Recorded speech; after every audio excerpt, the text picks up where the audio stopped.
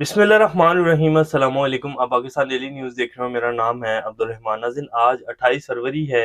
इमरान खान साहब ने जी आखिर ख़त लिख दिया है आईएमएफ को और राइटर ने इसकी तस्दीक भी कर दी है। इमरान खान साहब ने अब ख़त क्या लिखा है उसकी तफसीलात आपके सामने रखेंगे। मोडीज़ पाकिस्तान की जो नई बनने वाली हुकूमत है उसको क्या चैलेंजेस जो हैं वो दरपेश होंगे और वो कैसी पॉलिसीज़ बना सकेगी, वो पाकिस्तान को चला सकेगी या नहीं चला सकेगी, उसके हवाले से मोडीज़ ने एक रिपोर्ट जारी की है। वो रिपोर्ट आपके सामने रखेंगे। बड़ी तहलका-खेज़ रिपोर्ट है। वो क्या कह रहे हैं पाकिस्तान में इलेक्शंस को लेकर, लेकिन पाकिस्तान की सुप्रीम कोर्ट जो है वो इस सब में सो रही है। चीफ जस्टिस साहब जो हैं, उनकी आँखें और कान बंद हैं, उनको नहीं नज़र आ रहा कि पाकिस्तान में क्या सूरत-ए-हाल बनी हुई है। मियाँ नवाज़ शरीफ साहब ने भी आज पार्लिमानी पार्टी के इजलास में शहबाज शरीफ साहब को वज़ीर-ए-आज़म नामज़द कर दिया है। कौमी असम्बली के स्पीकर अयाज सादिक साहब होंगे और मियाँ साहब ने क्या तकरीर फरमाई है उसके हवाले से कुछ डिटेल्स हैं। और पीपल्स पार्टी और नून लीग में जी दोबारा एक जंग और कहें कि एक नोक-टोक शुरू हो गई। अभी हुकूमत बनी नहीं है। लड़ाई क्या है कि मरियम नवाज़ शरीफ चाहती हैं कि वो पंजाब में जो उनका सूबा है, वो वज़ीर आला हैं, वो पंजाब को अपनी मर्ज़ी से चलाएँ और वहाँ जितनी भी तैनातियाँ हैं ब्यूरोक्रेसी में या जितनी भी तैनातियाँ हैं वो अपनी मर्ज़ी से करें। लेकिन पीपल्स पार्टी चाहती है कि पंजाब में मैंडेट उनके पास भी है, तो जहाँ उनके पास मैंडेट है, जहाँ उनके लोग चाहेंगे उनकी मर्ज़ी के लोगों को लगाया जाए। तो ये लड़ाई के बारे में पाकिस्तान के जो कुछ सीनियर सहाफ़ी और हामिद मीर साहब स्पेशल क्या कहते हैं वो भी आपके सामने रखेंगे। और कुछ अहम अपडेट्स हैं। इससे पहले अगर आप लोगों ने चैनल को सब्सक्राइब नहीं किया तो रेड बटन को प्रेस कर लें और बेल आइकॉन को भी प्रेस कर लें ताकि लेटेस्ट अपडेट्स आप लोगों को मिलती रहें और ये जो हमारा ताल्लुक है ऐसे ही जुड़ा रहे। सबसे पहले जी मोडीज़ पाकिस्तान की सूरत-ए-हाल के बारे में और इलेक्शन के बारे में क्या कहता है। आलमी रेटिंग एजेंसी मोडीज़ ने पाकिस्तान की सियासी व माशी सूरत-ए-हाल पर रिपोर्ट जारी कर दी। नई मखलूत हुकूमत का इंतखाबी मैंडेट मुश्किल इस्लाहात के लिए ज़्यादा मजबूत नहीं है। आईएमएफ से नए कर्ज प्रोग्राम का हसूल मुश्किल होगा, मोडीज़ कहता है। और जो कि पूरी दुनिया की बड़ी-बड़ी जो मईशतें हैं उनके हवाले से रिपोर्ट जारी करता है। ये कोई पाकिस्तान का इदारा नहीं है जिसको जैसे चाहेंगे चला लेंगे, जैसे चाहेंगे उसके लगामे खींच लेंगे या जैसे चाहेंगे उससे सर्वे दिलवा लिए जाएँगे। ये पाकिस्तानी अदारा नहीं और ना ही कोई पाकिस्तान का बैंक है। ये मोडीज़ है जी जो पूरी दुनिया की जो है वो मईशत को लेकर और एक रेटिंग जारी करता है। अगर ये रेटिंग गिरा दे तो पाकिस्तान या कोई भी मुल्क जो है उसकी इकोनॉमी को बहुत बड़ा झटका लगता है। तो मोडीज़ कहता है कि जी नई जो मखलूत हुकूमत बनने जा रही है इसके लिए पाकिस्तान की माशी इस्लाहात करना बड़ा मुश्किल चैलेंज होगा।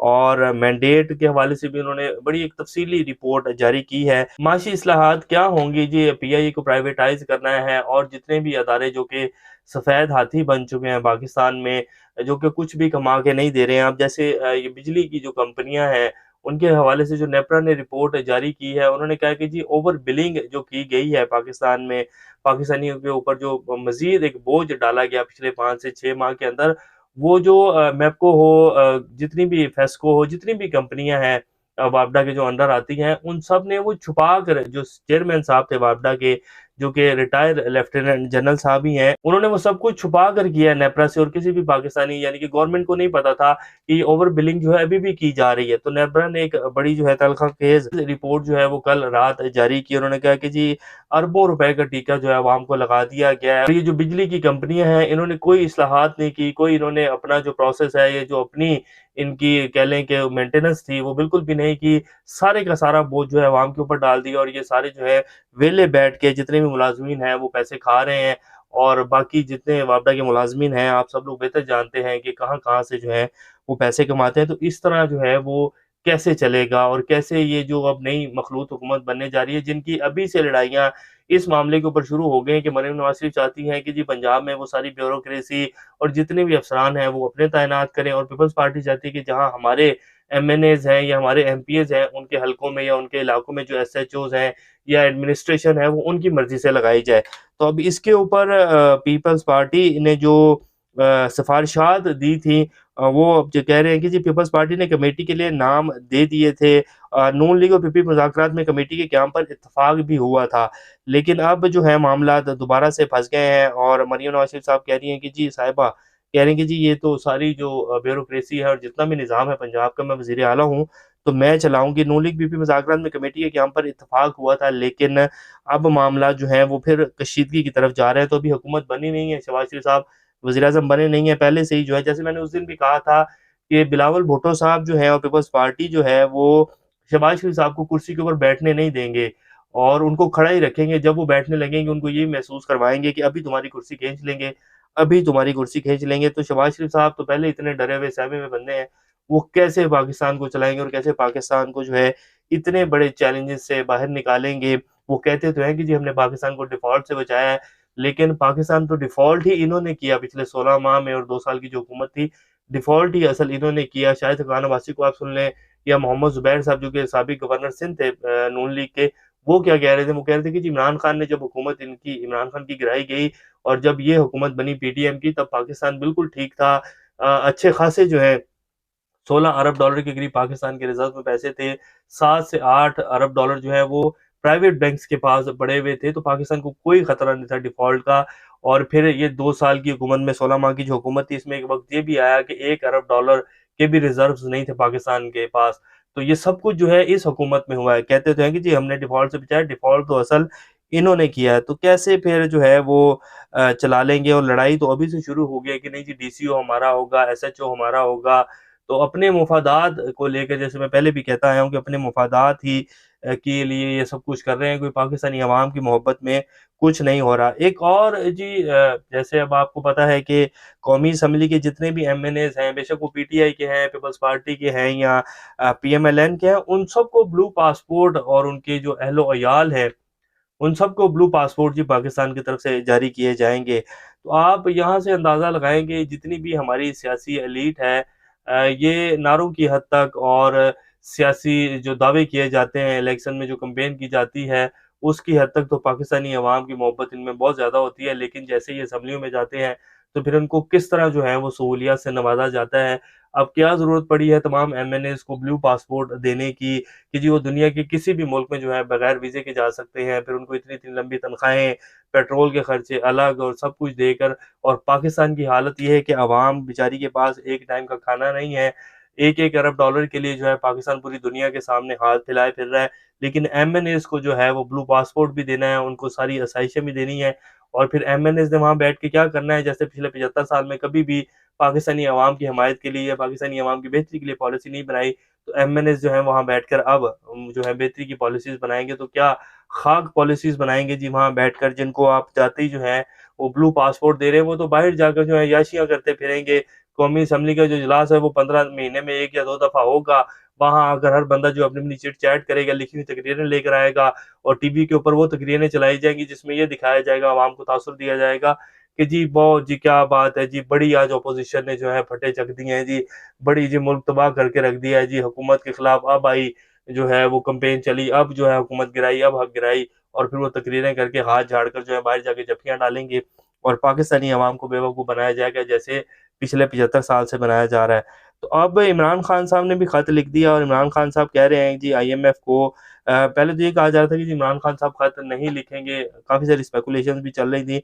लेकिन इमरान खान साहब ने खत लिख दिया और उन्होंने बिल्कुल मुतनबा किया है आईएमएफ को कि जी ये जो मैंडेट चोरी किया गया और जिस तरह ये हुकूमत बनाई जा रही है, ये किसी भी सूरत-हाल में पाकिस्तान को इन चैलेंजेस से बाहर नहीं निकाल सकेगी और जो आप लोन देने जा रहे हैं इसको बड़ा सोच समझ कर दें और पहले जो है पाकिस्तान में एक सियासी इस्तेहकाम के बारे में आप लोग बात करें, उसके बाद आप लोग जो हैं वो पाकिस्तान से लोन की बात करें क्योंकि जो पाकिस्तान की सबसे बड़ी सियासी जमात है पीटीआई, उसको जिस तरह दीवार से लगाया जा रहा है, अगर हमसे गारंटी माँगी जाएगी या हमसे बगैर सियासी इस्तेहकाम के और जो हमारी डिमांड्स हैं, उनको अगर आप पूरा नहीं करेंगे तो फिर बड़ी मुश्किलात आ जाएँगी।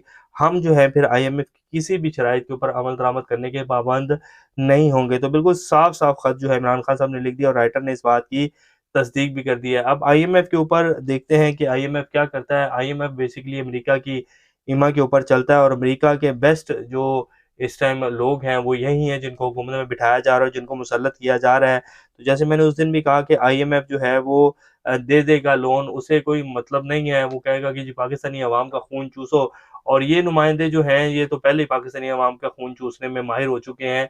पाकिस्तानी अवाम जितनी भी चीखें मारे, हमने कर्ज़ा देकर वापस लेना है, जिस तरह मर्ज़ी निकालें, बेशक हड्डियों से गोश्त निचोड़ लें या हड्डियाँ तोड़ के जो है बेचकर हमें दें, हमें अपने पैसे से मतलब है और ये देंगे क्यों नहीं देंगे।